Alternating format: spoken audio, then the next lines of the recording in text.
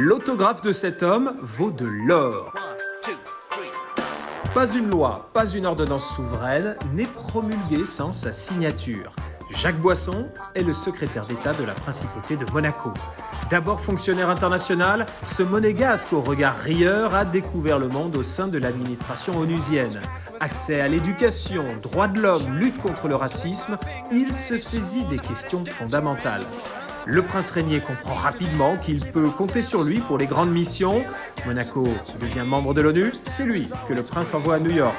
Monaco devient membre du Conseil de l'Europe, c'est encore lui que le prince envoie à Strasbourg.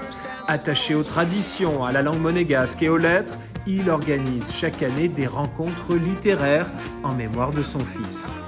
Issu d'une des plus vieilles familles monégasques, il connaît la principauté mieux que personne, mais il a accompli l'essentiel de sa carrière à l'étranger. Sa parole est rare et vaut de l'or elle aussi. Le secrétaire d'État Jacques Boisson est notre invité ce soir à la Vigie.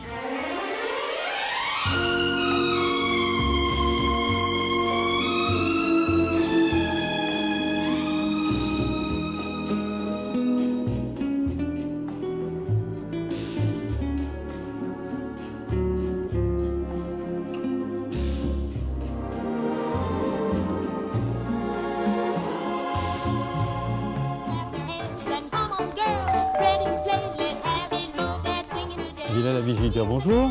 Oui, bonjour monsieur, c'est Jacques Boisson, pour prendre un petit verre bien frais. Hein. Bien sûr, monsieur Boisson, je vous ouvre le portail et je vous attends en haut à la villa.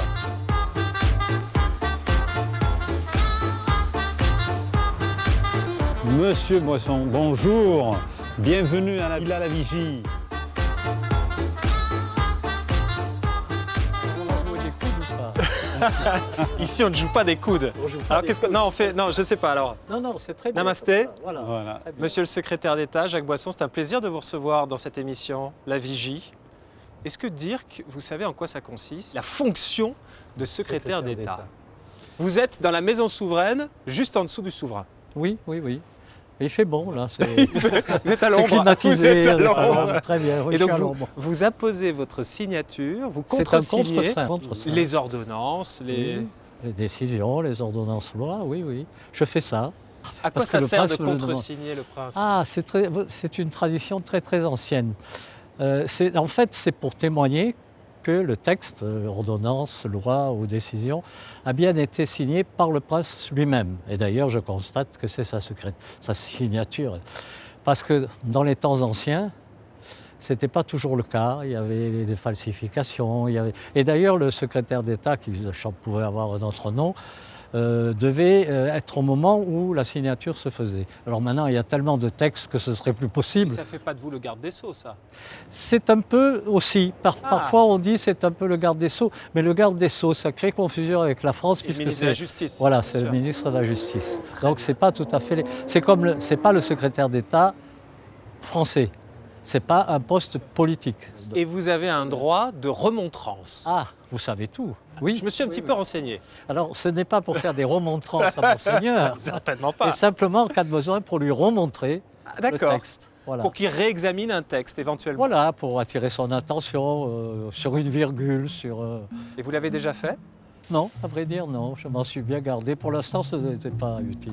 Vous n'abusez pas de vos prérogatives. Non, absolument pas. C'est pour ça que je reste dans le poste. Ça fait 12 ans. Monsieur le secrétaire d'État, je vous en prie. Merci. Je vous en prie.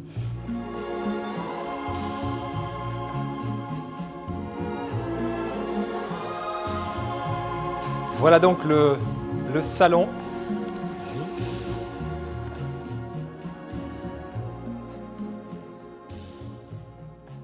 Alors Jacques Boisson, bien sûr, on va revenir sur votre histoire personnelle, familiale, professionnelle qui est passionnante, mais je vais quand même profiter d'avoir un des sages de la principauté en face de moi pour essayer d'y voir un petit peu clair dans cette histoire où l'État a été condamné à verser 150 millions d'euros à un promoteur italien résident monégasque. Je suis assez partagé en tant qu'observateur. Est-ce qu'il faut être choqué de voir quelqu'un qui a fait sa fortune grâce à l'État se retourner contre l'État et obtenir 150 millions de compensation au pire moment pour les caisses publiques, ou au contraire, se satisfaire d'être dans un pays, dans un état de droit où les contrats sont respectés et où la justice est totalement indépendante de l'État. Ben, je crois qu'il faut se réjouir des deux cas. D'accord. Parce qu'en effet, je crois que c'est très important. C'est la preuve que Monaco est un État de droit, que les tribunaux décident d'une manière autonome et indépendante, et le prince d'ailleurs y tient énormément en matière judiciaire, des décisions à prendre concernant des conflits. Alors évidemment, c'est une procédure qui est un peu surprenante et que je pense un arrangement, comme d'ailleurs l'intéressé principal le souhaite, serait ou aurait été possible. Simplement, moi, je voulais faire cette réflexion, c'est-à-dire, vous comprendrez bien que nous respectons la séparation des pouvoirs, moi, je fais partie du pouvoir exécutif, donc je ne vais pas critiquer le pouvoir judiciaire. Là, en tout cas, on a la preuve qu'il y a une vraie séparation. Ah, il y a une vraie séparation, mais vraiment, vraiment une vraie séparation. Une séparation à 150 millions. Et je dirais que l'exemple, enfin le symbole même, c'est que dans le conseil de gouvernement, dans les membres du gouvernement, ne siège pas le directeur des services judiciaires ou son équivalent, un ministre, car justement, c'est le pouvoir exécutif qui doit être indépendant. Robert Gély n'est pas conseiller ministre. Pas du tout, et ne participe pas au conseil. Il est directeur des services judiciaires. Et ne participe pas au conseil de gouvernement, ne prend pas des décisions dans le domaine de l'exécutif. Donc c'est parfaitement respecté. Donc voilà. Non, ce que je voulais dire dans cette affaire, et je ne veux pas prendre parti, les juges ont essayé ainsi, surtout le tribunal suprême. Bon. Les évaluations sont des textes techniques, des estimations techniques dans lesquelles il est difficile de rentrer. Mais je dirais simplement une chose, et peut-être que M. Caroli l'entendra. Je ne comprends pas pourquoi on a choisi cet endroit pour faire un immeuble de luxe. Bon, tout d'abord, prenons l'histoire. C'était le quai du commerce. Les bâtiments que nous avons là, c'était des entrepôts, c'était des hangars, c'était vraiment ce qu'il y avait de plus bas étage à Monaco. Donc, il y avait d'ailleurs au-dessus l'avenue de la Quarantaine, avec un petit bâtiment où on mettait les marins, les touristes, les passagers, enfin ceux qui arrivaient à Monaco sur lesquels on avait des doutes. C'est un peu à la mode en ce moment. À la Quarantaine, ça se passait là? Absolument, le bâtiment de la Quarantaine était là. D'accord. Donc c'était vraiment un endroit... alors, si on réfléchit un peu même sur le plan de sa situation, c'est au nord, il n'y a jamais de soleil. Les bâtiments qu'il y a là, je vous dis, c'est des anciens hangars, c'est des anciens entrepôts, c'est pas très chic. Bon. Et plus vous allez au bout, plus vous vous rapprochez de ce qui était vraiment l'endroit le plus sordide de Monaco, c'est-à-dire l'usine à gaz. Donc, on avait des bateaux qui arrivaient, qui déchargeaient le charbon là, au bout du quai, qui n'était pas d'ailleurs Antoine Ier, le quai s'appelait le quai du commerce. Et c'était vraiment un endroit, personne n'avait envie d'y aller. C'était un endroit d'entrepôt, pas très bien entretenu. Bon. Deuxième raison qui m'étonne. Bon. C'est un endroit malsain. Vous avez les vents de l'Est, vous avez des vents de l'Ouest. Quand il y a des tempêtes, ça passe au-dessus de la digue. Bon. Vous avez tout le temps une espèce d'humidité de la mer. Bon. Donc très bien, on peut mettre un bâtiment là pour... service, etc. Mais mettre un bâtiment de luxe, je me demande vraiment qui allait acheter des appartements au prix du mètre carré à Monaco. Ce n'est pas le carré d'or, voilà ce que je veux dire. Et je pense qu'on aurait mis un bâtiment de luxe à cet endroit-là, il aurait dénoté. Vous ne vous êtes pas exprimé sur la question, mais j'ai quand même retenu les termes usine à gaz, malsain. Oui. Mais c'est un endroit très malsain. Et si vous voyez, dans l'esprit des vieilles familles monégasques, c'est un endroit vraiment où on n'allait pas. Vraiment, c'était un endroit vraiment mal entretenu, c'était un endroit abandonné, c'était un endroit où on mettait un peu des dépôts. Dans les entrepôts, il y avait jamais... Bon, c'était vraiment pas l'endroit. D'ailleurs, il n'y a jamais de soleil. C'est un immeuble, il est tourné vers le nord, s'il fait un immeuble là. Vous voyez ce que je veux dire? C'est pas la vigie. C'est pas la vigie du tout.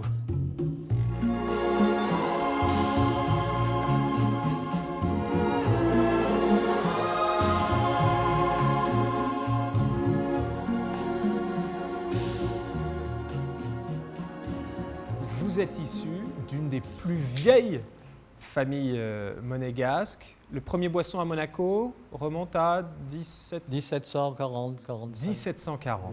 Oui. Régiment de Bourgogne. Régiment de Bourgogne. Oui. Traité de Péronne entre la D'accord. France et Monaco, qui donc, les protectorats espagnols ont passé au protectorat français, et le roi Louis XIII et le prince Honoré II ont signé ce fameux traité de Péronne. Et Il y avait une garnison de quelques centaines d'hommes. Alors, il y avait une garnison, parce qu'il y avait encore quelques soldats espagnols qui traînaient le long des remparts, et donc ils n'avaient pas envie de quitter les lieux. Donc le roi de France a envoyé une partie du régiment de Bourgogne. D'accord. Et nos ancêtres, les premiers venus ici, c'était un Bourguignon, sans doute qui s'était engagé dans l'armée pour servir le Attendez, roi. dans la garnison, il y avait un de mes ancêtres. Vous voulez dire qu'il y avait un de vos ancêtres Oui, dans ceux qui ont chassé les miens? Non, parce que les Espagnols étaient déjà partis.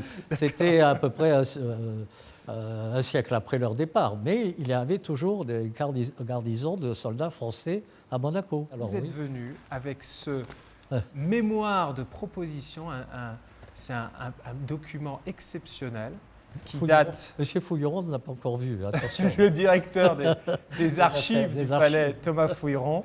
De quoi s'agit-il? Alors, c'est une longue histoire. D'abord, ça, c'est le second Boisson qui est arrivé. Alors, le premier Boisson... Ça s'écrivait Boiffson. Oui, c'est... B-O-I-F. Voilà, c'est plus beau, vous voyez, c'était... C'était la façon dont on écrivait. Oui, alors celui-ci, c'était aussi un militaire, mais ce n'était plus, je pense, le régiment de Bourgogne. C'est marqué d'ailleurs 6e régiment d'infanterie. Alors, 63e. je pense qu'il était franc-comtois, donc bourguignon aussi. Et il a fait les campagnes avec Bonaparte. Il a fait la campagne d'Égypte, il a fait la campagne d'Italie, et je crois qu'il a été blessé, puis il est arrivé au terme de son âge à la retraite. D'ailleurs, ça, c'est sa feuille de retraite, en quelque sorte. Donc, il a été blessé. Il s'est arrêté à Monaco, et c'est indiqué sur le document. Il a épousé la fille du premier Boisson, qui était venue, je ne sais pas pourquoi, ça arrivait. Bon. Devait être joli. Oui, sans doute, j'espère. Et donc, lui, bon, ça a vraiment fait souche. La plupart des familles, des anciennes familles monégasques, ont des origines plutôt du côté de l'Italie. Là, c'était en France. Oui, français. Des origines oui. franc-comtoises. C'est Ouais. rare, ça. C'est très rare, oui. Oui. Oui. Et alors, de l'autre côté, donc ça, c'est le côté Boisson, et de l'autre côté, c'est Gastaut. Et de l'autre côté, c'est Gastaut. Alors là, ça, c'est encore autre chose. Alors ça, c'est du côté de ma mère. Elle avait un grand-oncle, Théodore Gastaut, dont nous avons le square, Le square. à la mine, un beau monument au cimetière qui exprimait la reconnaissance des Monégasques. Pourquoi? Parce que c'était dans les années 1910, et il était d'ailleurs célibataire, bon, et avec mon grand-père qui n'était pas Ça, encore c'était marié. le frère de votre grand-père. C'était le frère de mon grand-père. Donc, il faisait de la politique. Et le prince Albert Ier, qui, dans un sens un peu de l'histoire et des événements qui se passaient par ailleurs dans le monde, a voulu un peu donner des droits civils et politiques aux Monégasques. Et je crois qu'il y a eu une première, charte octroyée qui donnait aux Monégasques les droits politiques de siéger dans un conseil municipal, le droit à l'information, ce qui vous intéresse tous, et le droit de réunion. Bon, à l'époque, c'était quand même quelque chose d'assez notable et remarquable. Là, ils s'étaient réunis à 4. Alors, bon, ce n'était pas assez satisfaisant, et les Monégasques souhaitaient quand même avoir un peu plus. Et le prince Albert Ier, bon, comprenant cela, a dit, bon, très bien, on va faire une constitution. Donc, il lance l'idée de faire une constitution, et les Monégasques ont désigné 4 personnages de leur milieu, sans doute certainement qui participaient aux conseils communaux. Il y avait donc Marsan, alors Antoine Marsan, Belando de Castro, Suffren Raymond, qui a aussi un square et Théodore Gastaut. Et puis Théodore Gastaut. Alors, ces 4 personnalités, Théodore Gastaut était d'ailleurs un architecte, ont essayé de s'impliquer avec les jurisconsultes français qui avaient été sollicités par le prince Albert Ier pour élaborer le projet de constitution.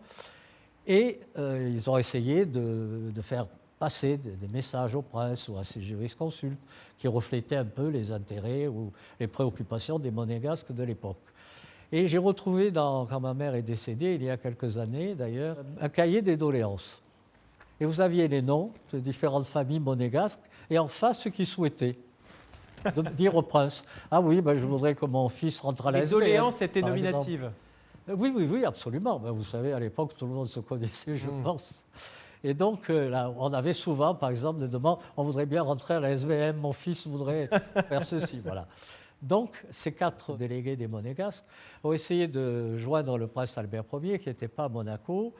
Ils ont su qu'il était à Paris, donc ils ont pris le train, le PLM, Paris-Lyon-Méditerranée, pour essayer de le voir, de le rencontrer, de lui faire part de leurs idées, des préoccupations des Monégasques. Et évidemment, ils sont arrivés donc à la rue Conseiller-Collignon, où il y avait l'hôtel particulier du prince, qui a été longtemps d'ailleurs une négation du prince en France. Et il n'était plus là. Bon, ils ont essayé un peu, ils ont attendu, ils essayaient de le voir, et puis en fait, il était parti à marcher. Ils ont repris le train, ils sont rentrés. Bon. Et évidemment, quand le prince Albert Ier est arrivé, ils ont su qu'il arrivait. Ils sont allés à la gare pour l'attendre. Pour l'accueillir. Avec un bouquet de les fleurs bras ouverts, et les doléances. Voilà, et les doléances, vous Ouais. avez tout compris. Et je crois il s'est fâché, il s'est un peu fâché. Alors je crois qu'il les a fait arrêter, enfin il y a eu quelques petits problèmes. Mais les Monégasques sont montés sur la place du palais, face au palais, protester. Il s'est fâché, ça veut dire quoi, il s'est fâché? Ah ben il n'était pas content, je pense qu'il les a fait arrêter, enfin il les a fait mettre un peu Au cachot. à l'abri, dans les oubliettes. Vous voyez. D'accord. Il y a des oubliettes au palais. Mais les Monégasques ne les ont pas Vous savez, oubliés. je ne veux pas parler trop parce qu'il y a une oubliette au palais qui m'est réservée. J'ai demandé à Monseigneur qu'elle soit la plus ensoleillée. Il y a la encore moins des humide. oubliettes au palais? Mais il y en a une qui m'est réservée si je vais un peu trop loin. Là. Non, ceci étant dit, ça s'est très vite arrangé. Et le prince Albert Ier a donc octroyé cette constitution aux Monégasques. Donc c'est pour ça que je suis heureux de parler de la famille Gastaut, parce que j'avais un grand-oncle dans le coup.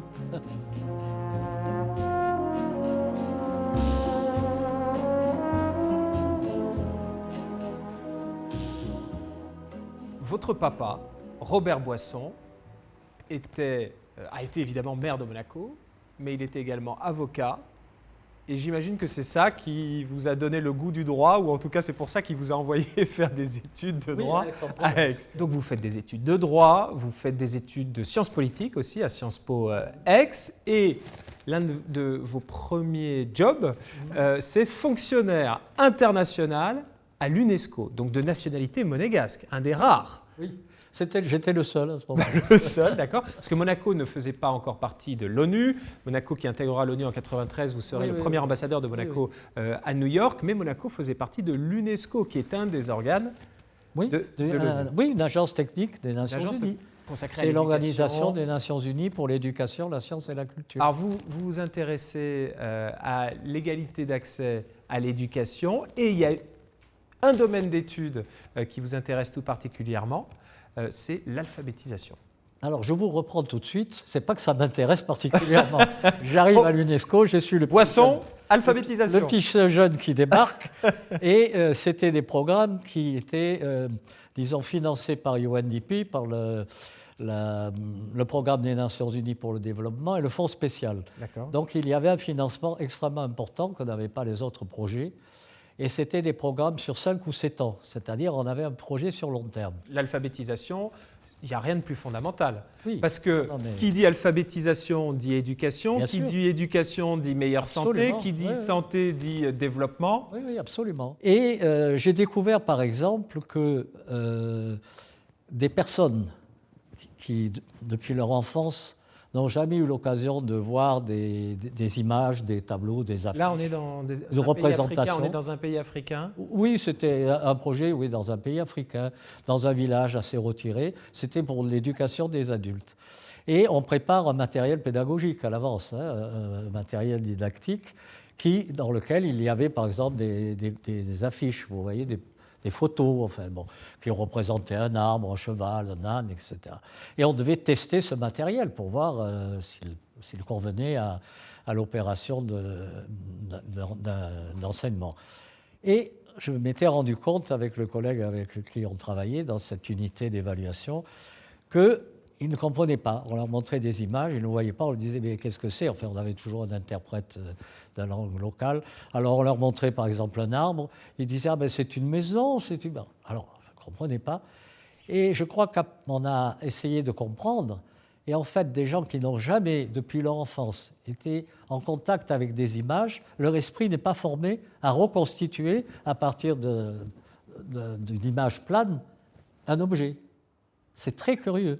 Alors voilà comment on apprend le monde, parce que ça, c'était impensable, vous voyez. Là, vous avez découvert Oui, c'est vraiment les années où vous avez Il y a découvert des gens le monde. qui sont tellement Le isolés, jeune monégasque qui voyage à travers le découvrent monde. que le monde, ce n'est pas ce qu'il a connu jusque-là, en tout cas. Donc ensuite, vous êtes davantage intéressé aux droits de l'homme. Ah oui, je Et suis arrivé aux droits de l'homme, oui, oui, et oui. là, donc, vous vous êtes intéressé à l'utilisation de la science pour Oui, justifier le d'ailleurs, j'ai un racisme. petit document que j'ai amené là. J'avais beaucoup de programmes d'enseignement, de formation et de recherche.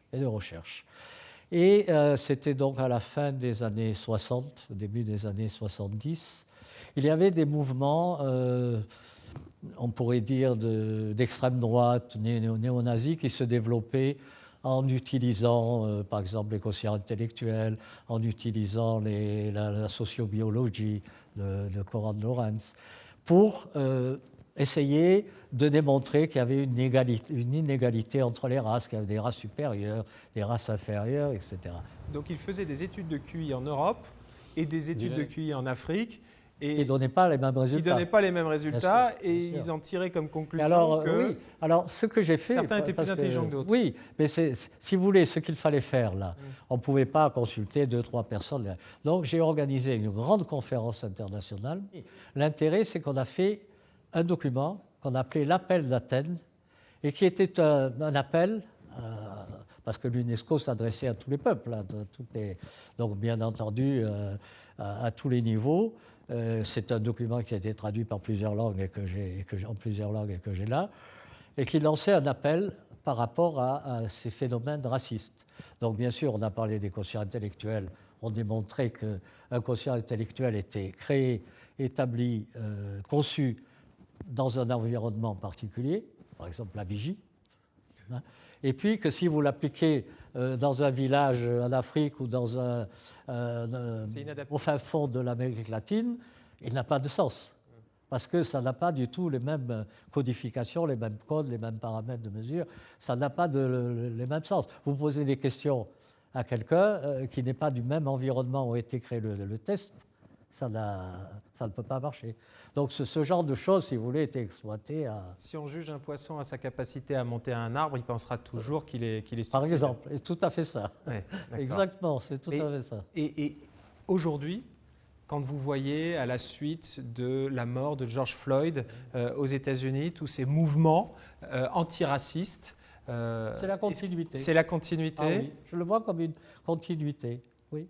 Et est-ce que vous pensez que c'est une bonne chose, ou est-ce que vous pensez qu'il y a aussi une part de politiquement correct quand on déboulonne des statues de Léopold en Belgique, ou bien qu'on débaptise des lycées Colbert en France, ou qu'aux États-Unis, il y a même un aéroport John Wayne qui a tenu des propos suprémacistes blancs. Mais... Alors j'ai réfléchi à la question. Elle est intéressante et je dirais ceci. Je disais, donc, c'est vraiment une continuité d'une lutte, contre le racisme en général. Ça va toujours dans le bon sens. Voilà, donc ça, c'est certain. Maintenant, comme dans toutes les luttes, il peut y avoir des excès, on en a vu des exemples. Il y a aussi des distorsions, il y a aussi des perversions du système. Donc, je crois qu'il est vrai que lorsqu'on a souffert depuis son enfance et une grande partie de sa vie de phénomènes racistes, il est évident qu'on a un contrôle peut-être plus difficile sur certains phénomènes. Alors, il y a des excès. Je ne peux pas dire que je me félicite ou je me réjouis de voir les excès qu'on a pu voir. Vous citez les statues arrachées, etc. Mais ça me rappelle d'ailleurs, tiens, il y a un texte extrêmement intéressant qui est dans cette déclaration dont je vous parlais, cet appel d'Athènes, qui a été un des paragraphes qui a été rédigé, on était tous les deux, avec Cheikh Anta Diop. Cheikh Anta Diop était un des grands anthropologues africains les plus connus. Le racisme, c'est aussi refuser ou nier à un peuple son histoire. Donc il ne faut pas faire du racisme à Le rebours. racisme, c'est aussi nier à un peuple son histoire. Nier ou refuser à un peuple son histoire. Donc si vous voulez, le système un peu pervers qui fait qu'on s'en prend à des personnalités de Belges ou Françaises ou américaines. C'est une forme de racisme. C'est une sorte de racisme à rebours, oui, on peut dire ça. Parce qu'on ne peut pas priver un peuple de son histoire. Même si tout n'était pas beau dans l'histoire. Certainement, il n'y a aucune histoire qui est très belle. Hein.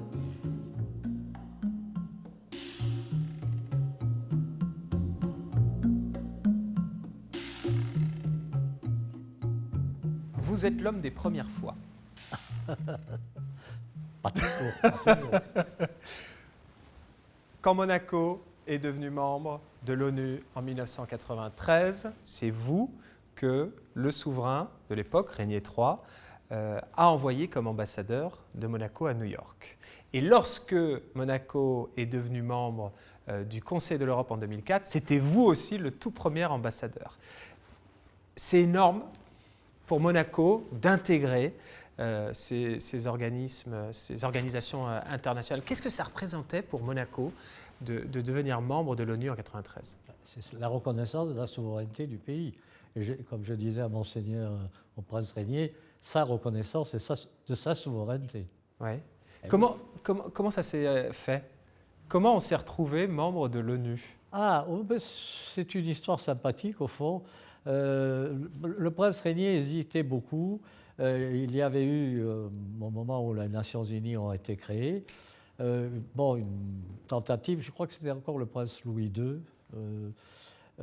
qui avait envisagé d'adhérer à l'ONU. On nous avait déjà refusé d'adhérer à la Société des Nations. Ah oui, alors si on remonte là, c'était Albert Ier. Oui, c'était Albert Au tout début du XXe siècle, qui avait créé l'Institut international de la paix, qui avait préfiguré la SDN, mais ensuite la SDN n'avait pas voulu de nous. Oui, parce que c'était, vous savez, c'était clanique un peu.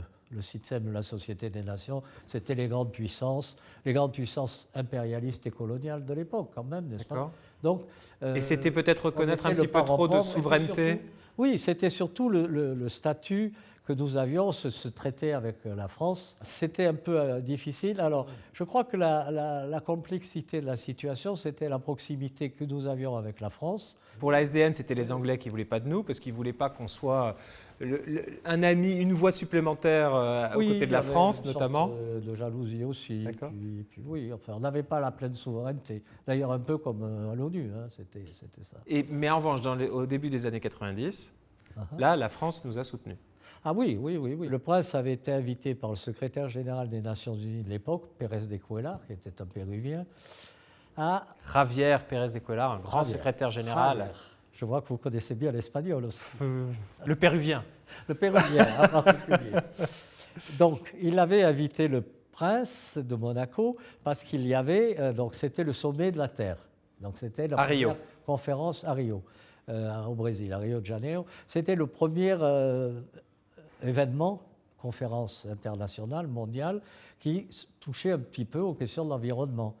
Et Monaco étant connu, notamment en matière d'océanographie, de protection des océans, des mers, il avait jugé bon d'inviter le prince Régnier, puis il trouvait que c'était, pour l'opération, c'était quand même pas mal d'avoir le prince de Monaco. Alors le prince Régnier avait un peu hésité, qu'est-ce qu'on va faire là-bas ? Enfin, on avait un petit peu parlé, parce que j'avais souvent l'occasion de parler avec lui en voiture. Oui, c'est loin, etc.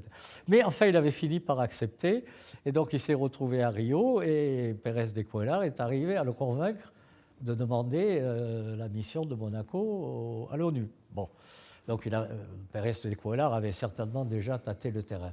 Mais il fallait quand même demander avec l'avis de la France, parce que ce qui se passait, c'est que nous étions encore sous les accords, le traité de 1918, et certains actes importants dans le domaine diplomatique et des relations entre États devaient avoir l'assentiment de la France. Bon. Si je me souviens bien du traité de 18, c'était notamment la création d'une ambassade, la nomination d'un ambassadeur, la signature d'un traité multilatéral. Vous voyez, bon. Donc, par la force des choses, et normalement, le prince s'est adressé au président de la République française, qui était le président Mitterrand à ce moment-là, et le plus gentiment et le plus normalement du monde, le président Mitterrand lui a fait répondre par son ministre des Affaires étrangères, Roland Dumas, que bien entendu la France soutiendrait la principauté de Monaco dans sa démarche. Le rôle de Monaco dans une instance comme l'ONU, quel est-il?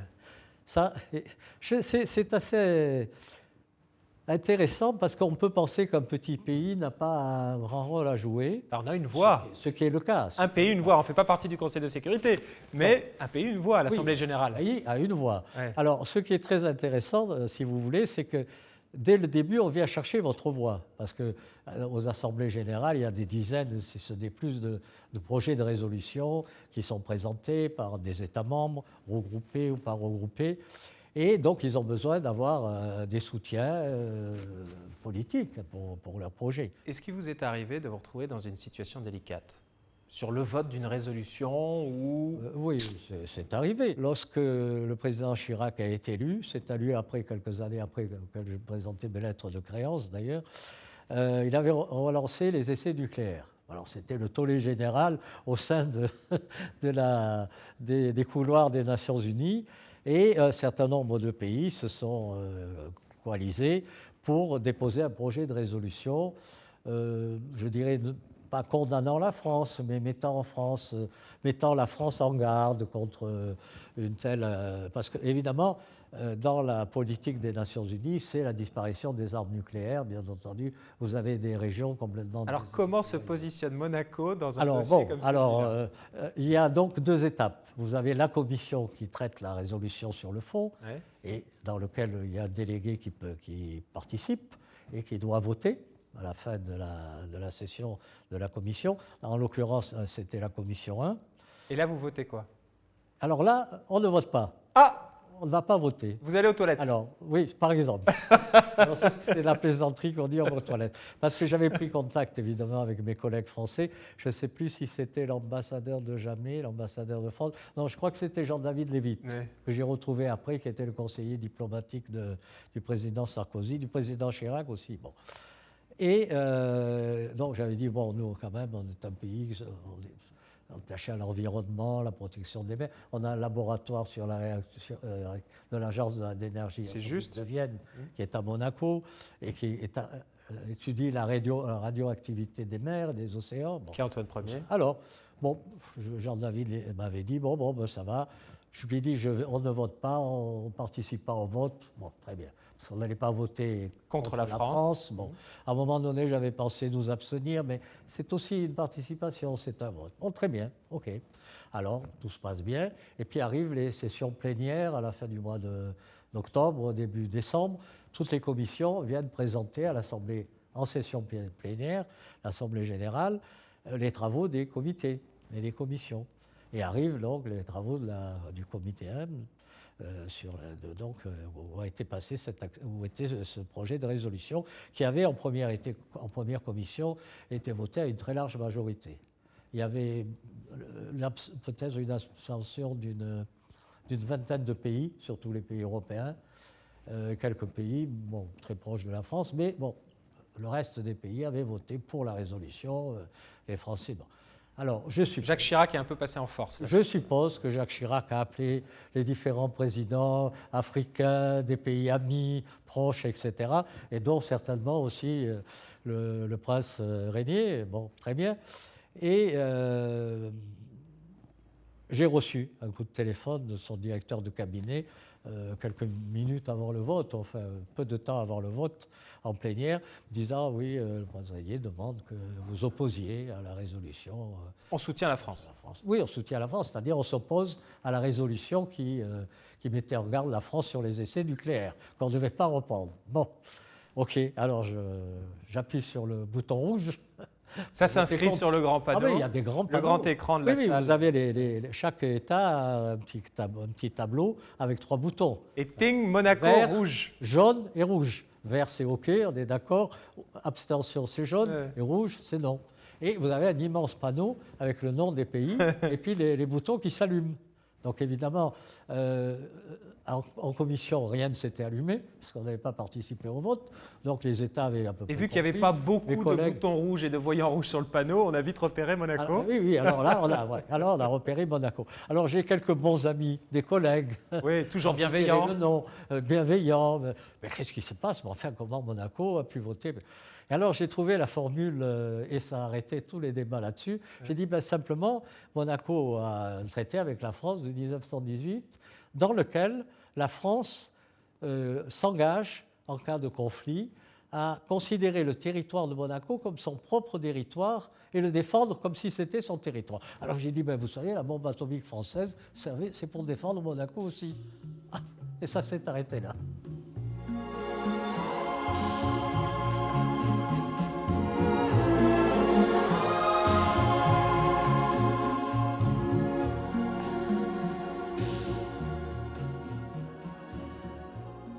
Vous qui avez une grande expérience de représentation de la principauté au sein des instances internationales, comment expliquiez-vous Monaco? J'ai essayé de démontrer que c'est un pays comme les autres, avec un peuple, un gouvernement, un chef d'État, avec bien entendu des priorités et puis surtout les contraintes qui lui étaient imposées par le caractère même du pays, le caractère géographique, le nombre modeste de ses nationaux, qui imposait un certain nombre de difficultés. Mais je soulignais quand même que, à la différence que ce qu'on peut penser en général et que certains préjugés sont évoqués dans ce sens, c'est que Monaco n'était pas un pays riche. Les Monégasques eux-mêmes, les gens du terroir, étaient souvent d'ailleurs des gens émigrés, comme vous disiez, souvent d'Italie, mais c'était les familles les plus pauvres qui quittaient leur village pour venir s'installer à Monaco et trouver un peu de Donc, travail. nombre modeste de nationaux, eux-mêmes modestes. Modeste, d'origine modeste, oui. Et d'ailleurs, je disais d'ailleurs à certains de mes collègues que nos plats nationaux sont des plats de pauvres. Et j'expliquais que le pambagna, qui est notre plat national, était une façon de récupérer le pain extrêmement rassis quand il était immangeable. On le mettait à tremper dans l'eau de mer, qui était très propre à l'époque. Bien sûr, pas il l'est Et toujours. une fois qu'il était bien imbibé de l'eau de mer, un peu salée, on mettait un peu d'huile d'olive dessus, un peu d'anchois si on en avait, qu'il y avait une tomate, 2 tranches de tomate, et ça faisait le plat du jour. Voilà. Donc c'était un plat de pauvre. Ou alors le stocafi, c'était pareil. Donc c'était ce poisson séché qui arrivait de l'autre côté de l'Atlantique, qui était immangeable et qu'on échangeait contre des oranges, des citrons, pour lutter contre le scorbut des marins à bord. Et voilà, donc c'était un peuple très pauvre. Parfois, dans ces organisations internationales, il y a aussi un peu de jalousie. Monaco peut Oui, susciter des jalousies, Oui. et parfois, il faut leur dire, non mais attendez, voilà, on n'est pas un pays... c'est tout à fait ça. Ouais. Voilà, oui, oui. Et que de toute manière, les Monégasques ne sont pas extrêmement riches, et la plupart sont tout à fait avec des revenus Normaux. moyens, normaux. Voilà. Et de toute manière, j'essayais de faire comprendre que nous avions aussi nos difficultés. Alors, Et un peuple avec un nombre modeste de nationaux, eux-mêmes modestes, mais qui boxe un peu au-dessus de sa catégorie, parce qu'une fois notre prince, à l'époque je crois que c'était le prince héréditaire Albert, s'est retrouvé aux manettes à la présidence d'une assemblée générale de l'ONU. Oui, oui, oui, oui. Oui, bon, c'est-à-dire que nous avons eu ce qui n'était pas très facile, mais comme j'avais présidé le groupe occidental pendant quelques mois, j'avais obtenu de notre groupe qu'on puisse avoir une des vice-présidences de l'Assemblée générale qui allait venir, je crois que c'était peut-être la 82e session. Je ne me souviens plus de la session. Bon, le président n'est pas toujours disponible, et puis c'est une façon de valoriser un peu les autres la vice-présidence, les vice-présidences. Alors je me suis dit, bon, il faut voir un peu, pousser un peu plus loin la roue et voir si on ne peut pas avoir une présidence. Alors j'ai regardé les points de l'ordre du jour, parce que vous savez, il y a des points qui viennent tous les 2 ans, tous les 4 ans. Voilà. Et cette année-là, il y avait comme point à l'ordre du jour le droit de la mer. J'ai dit, voilà ce qu'il nous faut, droit de la mer. Alors je vais au secrétariat. C'est là où vous voyez, quand on a travaillé à l'UNESCO, comme secrétaire, enfin au secrétariat, comme fonctionnaire. On sait comment ça se passe. Donc j'ai été voir le secrétariat de la conférence générale, de l'Assemblée générale des Nations Unies. Je connaissais comme ça, j'ai dit alors que l'ordre du jour, la question. Bon. Il me dit, ah ben oui, le point de l'ordre du jour, droit de la mer, bon, traditionnellement, c'est l'Algérie qui le préside, donc soit c'est le président s'il est là, soit c'est le ministre des Affaires étrangères. Bon. Ah, j'ai dit, bon, très bien, bon, je voulais inscrire Monaco, mais bon. Et puis, je vais voir mon ami Baali, l'ambassadeur d'Algérie. Je vais le voir et puis je dis, oui, on va prendre un café, on discute un peu là au bar des délégués. Je dis, écoute, bon, on est là pour la première fois de notre existence à l'ONU et dans le système des Nations Unies. On est vice-président de l'Assemblée générale. Et je voudrais bien que Monaco préside un point de l'ordre du jour. Et je trouve que ça serait bien le droit de la mer. Il me regarde, ah oui, j'ai compris. Bon. Je me dis, bon, écoute, je vais voir. Il téléphone à Alger le lendemain. Parce que c'était un sujet qui tenait à cœur au prince Albert. Oui, et puis c'était un sujet, voilà, c'était un sujet où Monaco avait quelque chose à dire quand Bien même. sûr. Je veux dire, c'était pas un choix fait par hasard. Hein. Alors, le prince Albert arrive, président de la délégation de Monaco à l'Assemblée générale, et je lui annonce la nouvelle. Et je crois que ça lui a fait plaisir et il a présenté. Alors, les présidents, vous êtes sur le trône, n'est-ce pas, hein, le grand siège présidentiel. Vous avez quand même les délégués de 193 États membres devant vous. C'est impressionnant, hein, la salle de l'Assemblée générale, c'est vraiment impressionnant. Alors, vous avez le secrétariat, donc, et le protocole de l'Assemblée générale, qui a des listes d'orateurs. Donc la liste d'orateurs est présentée devant le président. Donc le prince avait la liste d'orateurs avec les pays et passait la parole aux uns et aux autres. Donc c'est pas très compliqué. Mais parfois il y a des changements. Vous voyez, c'est plus le ministre, c'est l'ambassadeur qui parle, etc. Donc il y a des petits changements, mais le secrétariat est là à côté et il gère ça de main de maître. Bon. Donc ça s'est très bien passé. Et c'est vrai qu'après, bon, il y avait des votes, mais bon, voilà. Et le prince était, je crois, très content.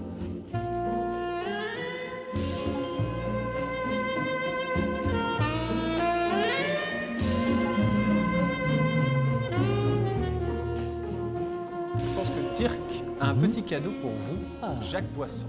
Voilà, Monsieur Boisson. Laissez-moi vous remettre honoré. donc tout simplement un petit souvenir de votre passage à la villa. Je vais vous montrer, c'est une superbe affiche donc, de la Villa La Vigie. J'espère que je vais pouvoir la lire et la reconstituer.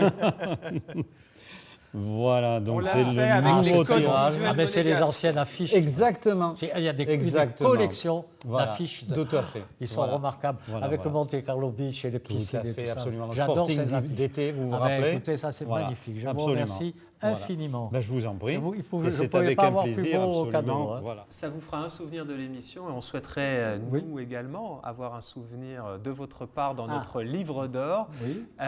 Vous nous avez expliqué que vous étiez très ami avec la délégation algérienne à l'ONU. Oui. Je crois que vous appréciez aussi tout particulièrement Albert Camus, Oui.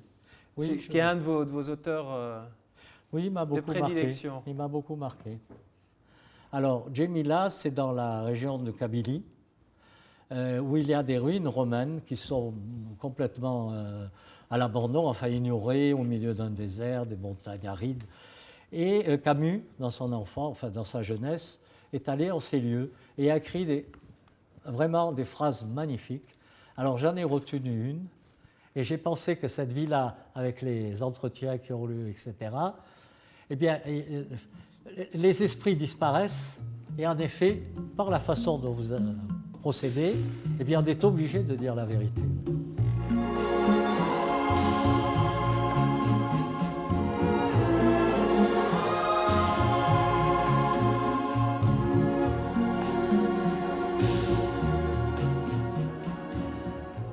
À cheval sur la mer Latine, à l'écoute des vents venus d'ailleurs, la vigie fait partie de ces lieux où meurt l'esprit pour connaître la vérité, comme l'écrivait Albert Camus dans un de ses essais, inspiré par la grandeur et la solitude des ruines de Djemila au pays kabyle.